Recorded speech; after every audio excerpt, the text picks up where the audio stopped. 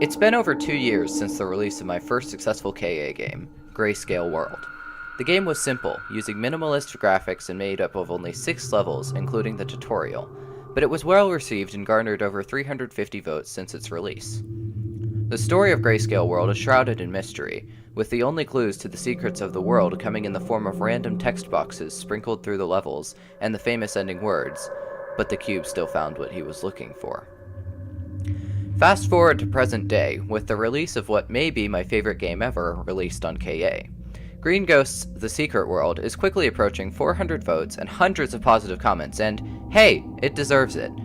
The graphics are quality, the gameplay is fun, and the story keeps the player hooked until the end. One thing I noticed though was how similar the two games are. They both follow a main character through a storyline shrouded in mystery, they both feature a simplistic main character in a somewhat dreary world, and they both are in a sense about escaping said dreary world, and their endings are, for all gameplay purposes, almost identical. It's really hard not to draw parallels between this game and Grayscale World. Today though, I want to tell you why The Secret World is a better game.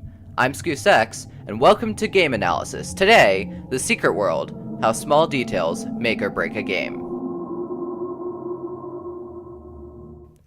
Details are something that I didn't learn to do in game development for far longer than I'm willing to admit. The first signs of my learning about how detail works came in the form of the many contraptions found in Grayscale World 2, when I actually made moving pistons to move the blocks instead of having them appear out of nowhere. So don't be like me, take a page out of Green Ghost's book and let's learn what it means to use details to make a good game great. First off, we have to talk about graphics. The graphics of The Secret World are beautiful. The entire world looks like a storybook, and that's a good thing. I've noticed that many programmers don't really work on their graphics, and I get it and I think it makes sense. After all, programming is not art, but logic. However, if you're going to do anything with GUIs, or really anything, you're going to need to put some effort into the artwork. Grayscale World is also fairly artistic, but you'll notice something different between my game and Green Ghost's. The Secret World has extra detail that Grayscale World simply doesn't. The Secret World has textures, shadows, highlights, even the shapes are better formed than Grayscale's simple rectangles. However, that's not all. Let's look at the first thing that really blew me away about The Secret World, and it's something that you might laugh at, honestly. Hardly 30 seconds into the game, you enter a field of grass, and, well, as you walk through, the grass bends with your character. This blew me away, because this could easily just be foreground static grass waving in the wind, and we would never know. But yet, by making the grass bend, the world suddenly feels more alive and real, even though the graphics are still so simple.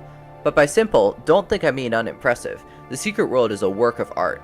As a quick example, I really love this tree and all the petals falling down. It's just gorgeous. Here's actually a small thing I learned that can take your program to the next level. When your player picks up an item, make the player character actually carry that item. It's a small detail that takes almost no time to code, and yet it adds to the game tremendously. I did this in my own game, Apocalypse Simulator, where the player holds the item that is currently selected in the inventory. It's a small touch, but again, it adds to the world immensely, especially in a story-based game like The Secret World. Speaking of story, the story in The Secret World is, well, interesting. Similarly to Grayscale World, The Secret World never tells you the story outright, instead relying on unrelated text snippets to tell you the story indirectly. Story is something that I notice many people struggle with. I've seen far too many games spoiled just because the first impression I have of the game is a wall of text right after pressing play. Here's a good rule of thumb. Your story should never say, "You are a fill in the blank." A good story in a game is shown rather than stated directly, and this is something that I think The Secret World does quite well. Maybe not perfectly, but there's certainly a lot to learn from the way that The Secret World tells about events. No game would be complete without level design, and this is something that I think The Secret World does a good job on as well. The Secret World is all about exploration, and it rewards the player by allowing the player to find information scattered through the world. Here's a simple example. Jumping off the docks, the player can swim down under the water and down to a pipe. In the dark and spooky area on the other side, you see a character whistling to himself using strange symbols by a small campfire. You don't really think much of it, until later you are confronted by the same symbols that he is whistling as the code behind a locked door. Not only that, but the man here is referenced by what I can only assume to be Gandalf? Earlier in the story. These small clues lead the player onto the final area, and, well, I wouldn't want to spoil the ending for you. So what can we learn? I'd like to sum it up in one word.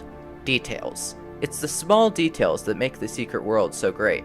From details in art, to details in level design, and even details in the story, the small things that the player doesn't notice are what makes or breaks a game. This is how you make your game great, and it's something that took way too long for me to figure out myself. So yeah, don't be like me. Be like Green Ghost. Or, at the very least, you can learn from my more recent projects. This has been ScusX.